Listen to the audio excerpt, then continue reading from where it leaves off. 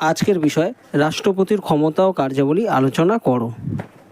সংবিধানে রাষ্ট্রপতিকে যে প্রভূত ক্ষমতা দেওয়া হয়েছে সেগুলি হলো শাসন সংক্রান্ত ক্ষমতা, অর্থ সংক্রান্ত ক্ষমতা, আইন সংক্রান্ত ক্ষমতা, বিচার সংক্রান্ত ক্ষমতা ও জরুরি অবস্থা সংক্রান্ত ক্ষমতা। শাসন সংক্রান্ত ক্ষমতা: ১.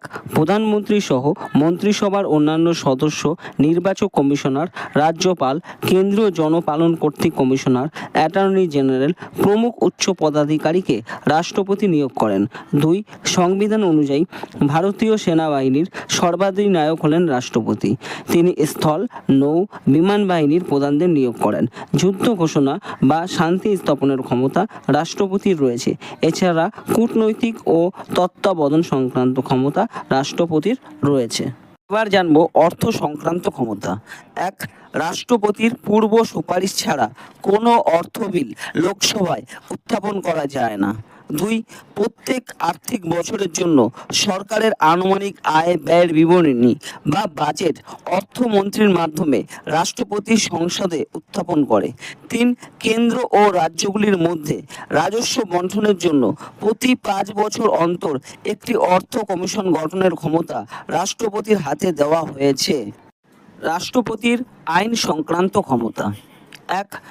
ভারতের রাষ্ট্রপতির ব্যাপক আইন সংক্রান্ত ক্ষমতা আছে।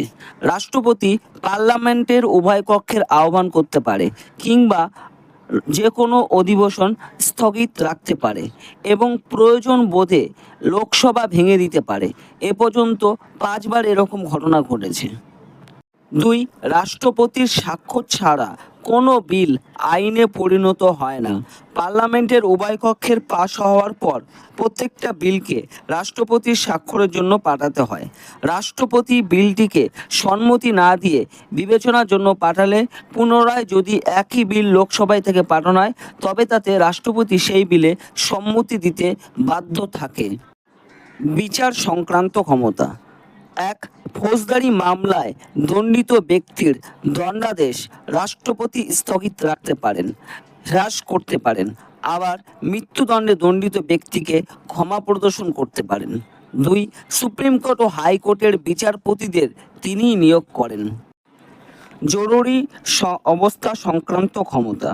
উল্লেখিত ক্ষমতাগুলি ছাড়া ও বিশেষ প্রয়োজনে বা জরুরি অবস্থার মোকাবিলার জন্য রাষ্ট্রপতিকে ৩ ধরনের জরুরি অবস্থা ঘোষণা করার ক্ষমতা দেওয়া হয়েছে।